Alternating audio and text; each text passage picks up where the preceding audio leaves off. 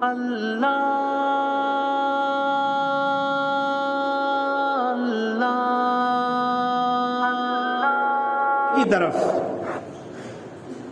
کہ اسلام میں بیٹی نے اس کو کتنا مقام دیا ہے، اس کا کیا مقام ہے۔ سب سے پہلے یہ دیکھیے کہ زمانے جاہلیت کی طرف میں آپ کو لے کر چلتا ہوں۔ زمانے جاہلیت میں عرب میں کچھ قبائل ایسے بھی وہاں موجود تھے جن کے یہاں جب بچی پیدا ہوتی تھی، لڑکیاں پیدا ہوتی تھیں، تو لڑکیوں کو پیدا ہونے کو اپنے گھر میں منحوس سمجھتے تھے۔ میں آپ کو بتانا یہ چاہتا ہوں اور امتی مسلمہ کی ماں اور بہنوں کو، بیٹیوں کو بتانا یہ چاہتا ہوں کہ اسلام میں عورت کا جو مقام ہے وہ بہت زیادہ ہے۔ عورت یہ نہ سمجھے کہ میرا مقام اسلام میں کچھ بھی نہیں ہے۔ اس دور میں ہوتا یہ تھا کہ لوگ اپنی گھر میں بچی کی پیدائش کو منحوس سمجھا کرتے تھے، بوجھ سمجھا کرتے تھے۔ قرآن مجید نے ان کی جہالت کا نقشہ کھینچا۔ اللہ تبارک و تعالی سورہ نحل کے اندر ارشاد فرماتا ہے وَإِذَا بُشِّرَ أَحَدُهُمْ بِالْأُنثَىٰ ظَلَّ وَجْهُهُ مُسْوَدًّا وَهُوَ كَظِيمٌ۔ سورۃ المائدہ سورہ نحل آیت نمبر 58۔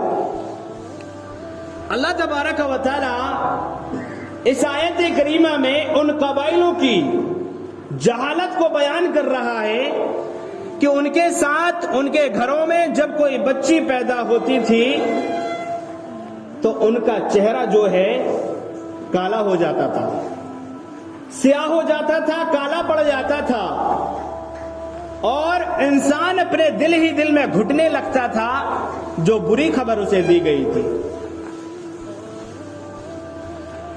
اس دور میں انسان کے پاس صرف دو راستے ہوتے تھے۔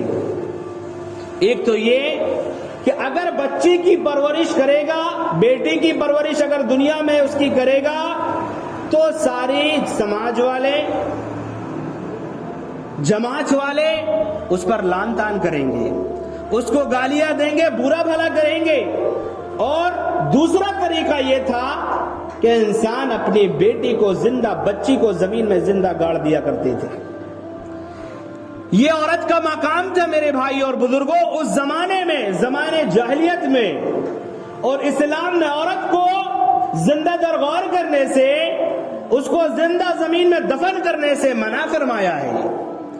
اور اس نازک حالات میں، اس سنگین حالات میں پیارے نبی جناب محمد رسول اللہ صلی اللہ علیہ وسلم نے آ کر لوگوں کو جو پیغام دیا، لوگوں کو جو بتایا، وہ کیا کہا؟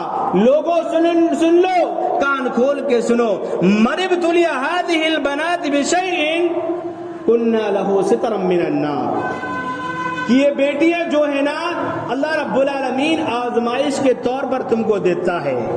یہ بیٹیاں جو ہیں جن کو ماں باپ بڑے لاڑ پیار سے پالتے ہیں، بڑا کرتے ہیں، اور اس کے بعد جب وہ بڑی ہو جاتی ہیں تو کسی غیر کے حوالے رخصت کر دیتے ہیں۔ نبی صلی اللہ علیہ وسلم کے قول کے مطابق نکاح کر کے اس کو رخصت کر دیتے ہیں۔ ماں باپ کے اوپر یہ ایک امتحان ہے، یہ ایک بہت بڑا بوجھ ہے اور بہت بڑا پتھر ماں باپ کو اپنے دلوں پر رکھنا پڑتا ہے۔ لیکن نبی صلی اللہ علیہ وسلم فرماتے ہیں کہ جس انسان نے اپنی بچیوں کی پرورش اچھے سے کر لی، جس انسان نے اپنی بیٹیوں کو صحیح تربیت اگر دے دی، کنا لہو سترا من النار، تو یہ جہنم سے بچانے کے لیے اس کا کام کریں گی، پردہ بن جائیں گے، سترا من النار، تو یہ جہنم سے اس کو بچانے کا کام کریں گی۔ اور جس عورت کو خطاب کرتے ہوئے پیارے نبی صلی اللہ علیہ وسلم نے کہا، اس عورت کا حال یہ تھا کہ وہ عورت کچھ مانگتے ہوئے نبی صلی اللہ علیہ وسلم کے گھر کے طرف آئی۔ اما عائشہ رضی اللہ تعالی عنہ کہتی ہیں، صحیح مسلم صحیح بخاری کی روایت ہے، کتاب الزکات کے اندر روایت موجود ہے کہ اما عائشہ رضی اللہ تعالی عنہ کہتی ہیں کہ جب وہ عورت اپنی 2 بچیوں کے لیے ہوئے، اپنی ایک کو گود میں ایک کو ہاتھ میں پکڑتے ہوئے کچھ مانگتے ہوئے میرے پاس آئی تو میرے پاس اس وقت کچھ کھانے کے لیے چیزیں نہیں تھی۔ اما عائشہ رضی اللہ عنہا کہتی ہیں میرے پاس صرف ایک کھجور تھی جو میں نے اس عورت کو دے دیا۔ اس عورت نے کھجور کے 2 ٹکڑے کر کے اپنی دونوں بچیوں کو دے دیا اور خود بیچاری نے کچھ نہیں کھایا، وہ بھوکی رہ گئی۔ اور اس کے بعد جب وہ عورت وہاں سے چلے گئی، نبی صلی اللہ علیہ وسلم تشریف لائے، اما عائشہ رضی اللہ عنہا نے اس عورت کا سارا واقعہ پیش کیا تو نبی صلی اللہ علیہ وسلم نے ارشاد فرمایا کہ سن لو کہ جن بچیوں کی وجہ سے باپ اس کا، ماں اس کی پریشانی میں ڈلتی ہے نا، چھوٹی سی بھی پریشانی باپ اگر اٹھاتا ہے کنا لہو سترم من النار، تو یہ کل قیامت کے دن اس کو جہنم سے بچانے کا کام کریں گی، پردہ بن جائیں گی، آڑ بن جائیں گی اگر ماں باپ نے وہ بچیوں کی صحیح تربیت کر دی۔ میرے بھائی اور بزرگوں، عورت جو بیٹی جو گھر میں ہوتی ہے، پیدا ہوتی ہے، وہ بوجھ نہیں ہوتی بلکہ وہ جہنم سے نجات کا ذریعہ بن کر آتی ہے۔ اور وہ بیٹیاں،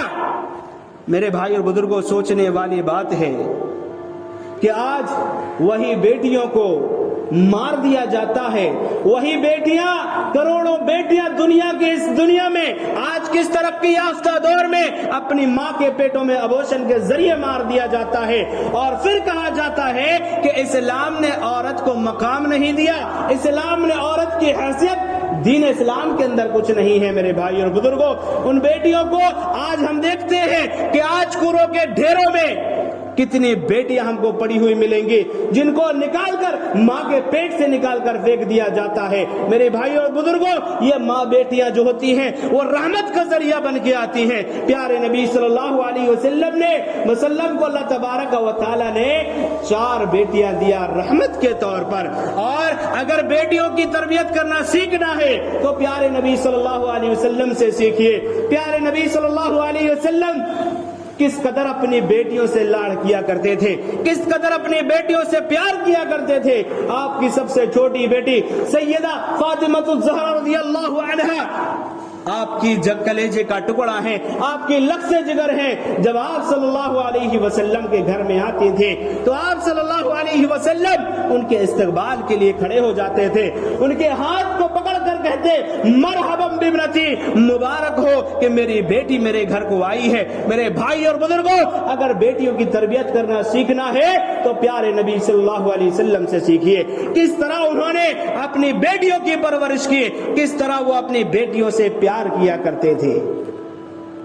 تو معلوم یہ ہوا کہ بیٹی بوجھ نہیں ہوتی انسان کے اوپر، بلکہ وہ تو رحمت کا ذریعہ بن کر آتی ہے، وہ رحمت کا ذریعہ جن کو اللہ تبارک و تعالی نے پیارے نبی صلی اللہ علیہ وسلم کو 4 نعمت کے طور پر دیا تھا۔